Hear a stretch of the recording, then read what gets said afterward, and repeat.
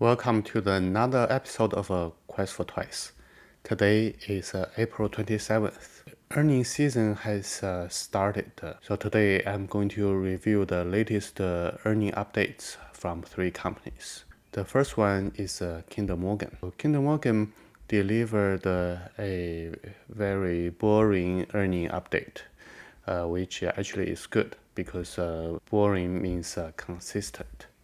So comparing to the earning from Q4 2021, there is very little revision to its full year outlook. With the recent strength in the oil and gas price, Kinder Morgan sees its full year EBITDA will slightly exceed its 7.2 billion target. Its debt has a small change from end of 2021. Kinder Morgan sees its full year DCF will slightly exceed its 4.7 billion target. It's still on track to pay dividend and buy back shares. Very small changes to the upside. Next one is Equifax.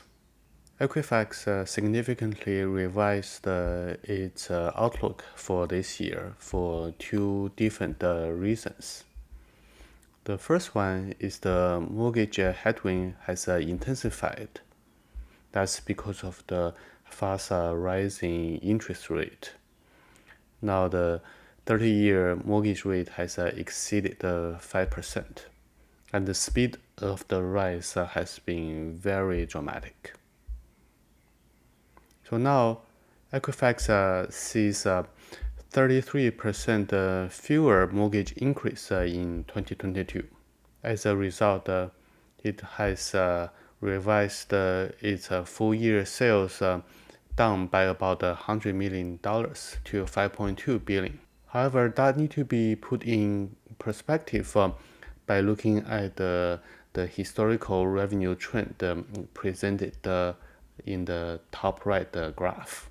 In that graph, 2022 revenue was still shown as 5.3. So a 0.1 billion revenue reduction is not really moving the needle. So why is the revenue revision insignificant compared to the very large mortgage increase drops? The reason being that the Equifax now has revised up its core growth. It's above the guidance given at the beginning of this year. That's shown in the bottom right figure. So the green bars are the core growth for Equifax. The purple ones are for the mortgage business impact. So in 2021, Equifax core grew by 22%, but there was a 3% contraction in its mortgage business.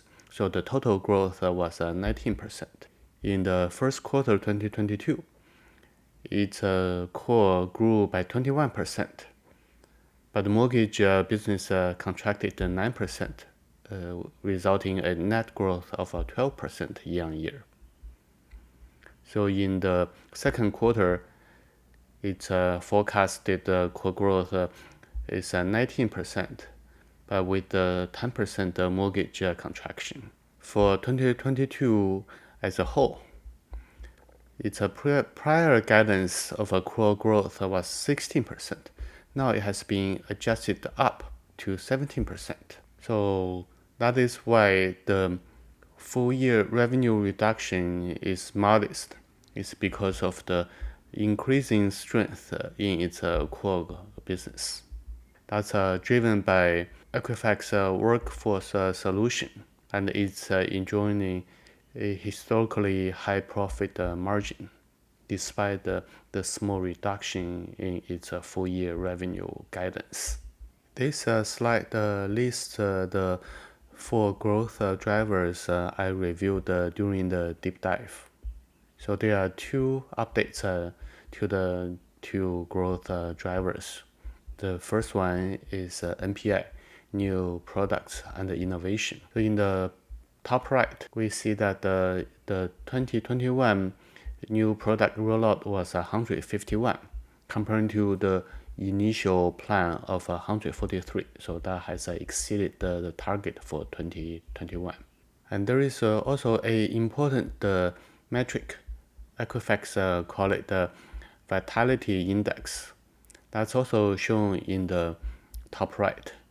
The percentage is 5% in 2020, 9% in 2021, and 11% in 2022. So that's the amount of revenue brought in by the new products as a percentage of the total revenue. So in its prior guidance, 10% was the target for 2022. Now that has been increased to 11%. And in the Q1 of 2022, 12.5% was achieved. Another growth driver was the mergers and acquisitions. Equifax has added over $370 million of run rate revenue from the recent acquisitions in 2021 and 2022 so far.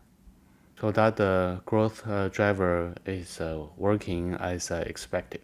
Putting everything together, we can see that in the bottom right, Equifax gave a breakdown of its different lines of business and their growth rate in 2022.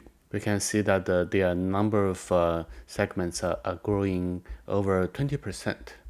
Some workforce solution segments are growing between 5 to 10% and 10 to 20%. Based on the size of the different bars in the bottom right, so probably only 25% of its business is growing below 5%, including the mortgage market with 33% contraction in the mortgage increase. So I would say the growth drivers are working as intended. So just a quick revisit to my initial investment thesis. With the price decline after its latest earning update, now its enterprise value is about 30.5 billion, gives its EV over EBITDA to about 17. And that's fairly modestly priced for a growth company. Its moat is wide and growing with more data and more acquisitions. As I identified in my deep dive, there was a threat of mortgage market contraction in 2022 due to the rising interest rates. Mortgage market is 32% of Equifax revenue, so it is significant. However, I would argue that the worst is already factored in its latest guidance and in its stock price. The evidence of my conclusion is based on this bar graph in the top right. So this bar graph shows the amount of mortgages candidates for refinancing. The lower the mortgage rate, the higher number of mortgages as refinancing candidates. So we see that, for example, in October 2020, there were 27 million mortgages candidates for refinancing.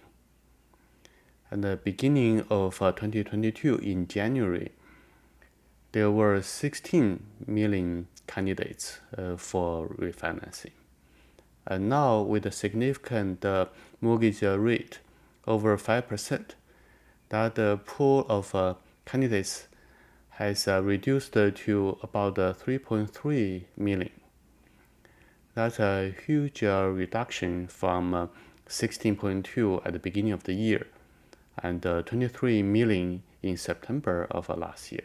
The flip side is that even if the mortgage rate continue to increase, the pool is already so small that the amount of reduction will be limited. The worst case scenario is the pool will become 0. Then that's a reduction of 3 million candidates, comparing to a reduction of 13 million from January to April in this year. That's why I conclude that the worst has already been factored in its latest guidance. Boston Beer Company also reported the Q1 earnings. Its numbers from Q1 were not very good. The company sold 1,700 barrels of beverages, and that's a 25% reduction from the barrels sold in 1 year ago. The management maintained its full year outlook. The most important number is volume growth for the full year will be between 4 to 10%, despite a 25% reduction in Q1. That means for the rest of the year, its volume sold will be actually over 10%.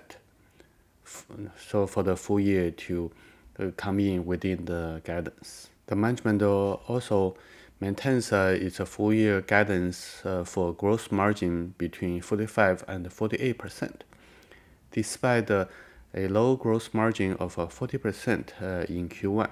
The management calls the Q1 poor performance as a hangover from last year. Just as a reminder, last year, Boston Beer over-invested in inventory as well as marketing and manufacturing capacities to anticipate the very fast hard seltzer growth that actually never materialized.